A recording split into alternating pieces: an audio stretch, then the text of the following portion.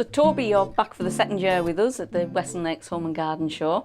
And I know again this year you're going straight off down to Chelsea.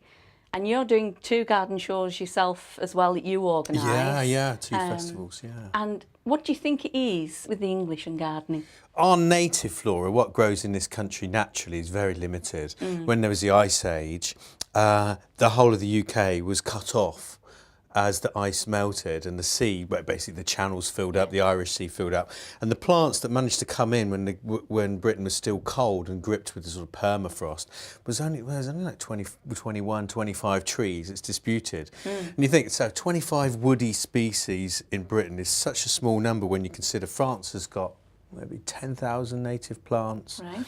And Brazil would be 50 or 60,000 native plants, whereas we, including all the herbs, probably about 1,000 maybe, 1,200. No one really knows, but it's very poor. And I think ever since we've lived here, man has been on the British Isles, has been collecting plants. And I think, because if we didn't, we wouldn't have anything to eat. Yeah. And I think that's rolled on into our, our love of just everything from every place. We're really adventurous as a nation. It's funny, actually, I was talking to Oz before about how living in the UK, we've actually got access to wines from so many different countries, whereas they tend to drink their own. And perhaps there's, a correlation with gardens that because we were so limited, we've actually taken from everywhere we invaded. Well, this is it. I mean, we're very culturally diverse because of the number of nations. I mean, the nation's favourite food is curry, isn't it? I mean, just right there tells you a lot about who we are as a people. No, and I think that's very true.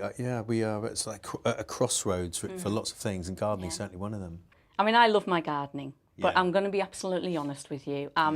Buy a plant, it'll look nice in there. Don't check the soil out or anything. Throw it in there. Oh. Is there any hope for me?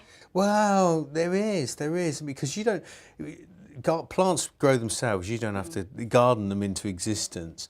And the main thing for you, really, and I think anyone who lives by the coast, anyone that lives in a windy situation, somewhere where there's a bit of weather, is buy locally.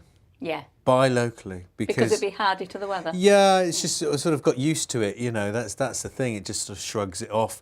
Whereas a lot of plants come to the UK straight off the boat from Italy or Holland, where they might have been grown in Spain, and they're going to have to get up to speed to get used to living in your garden, Dianne, aren't they? So if you bought locally, that's the way to go. And the other thing is, sow from seed. There's a lot of flowers that do really well here. Cosmos, calendulas, summer flowers. We call them half-hardy annuals. That's the sort of technical term.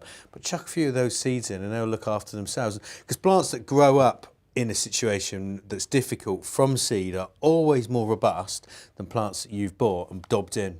Right. Do you know what I mean? Because they remember their life in the polytunnel. Oh, well, and how clement it was. And then they're in your garden and they go, crikey, what have I done? The sun always shines in Whitehaven, It does. Well, you get weather, don't you? Yeah. It moves through. That's the lovely thing. When you were doing your show yesterday, I popped my head round the door and you were talking herbs, and you're president of the Herb Association. That's right. You went to one of the stalls and picked out all the. You were getting very excited there with the stall holder. You could see you had a mutual. And I just wondered, are you a bit of a herb snob? I mean, where do you stand on dried herbs? Well, there's nothing wrong with dried herbs per se, but there's nothing like the fresh. This is the thing about growing your own food and picking it from your garden. The water content of anything you just pick straight away is so much higher, so it doesn't take as much cooking, and it has a more refined and softer flavour. That is the key difference. Not to say dried herbs are bad. It's a bit like, in some recipes, I like hot food and I love chili peppers. And some recipes for food, say the American barbecue rubs, where you rub meat with different spices, paprika and pepper, they might recommend some green chilies, some maybe hot habanero chilies, as well as dried chili powder, because it has a different quality. It's not the same thing. So I'm not against it, but in truth, I mean, fresh thyme and dried thyme are just two different animals, and the fresh is obviously more richly flavoured. Well, thank you very much. We're going to have to let you get away in a moment, but we thought we'd introduce you to one of our local products here, rum butter. I've been asking about this because I had a little taste of it yesterday, actually. Did you enjoy it? Well, I did. It's smugglers, isn't it? The work of smugglers, so the story goes. Yeah, we were a big smuggling smuggling area here. There are smuggling tunnels under the town. Yeah, well, I never saw this on Poldark. they weren't anywhere near as good at the smuggling as we were. No, it was certainly not as good as rum, but I think this is delicious. Excellent. This is really good. Is this for me? Yes.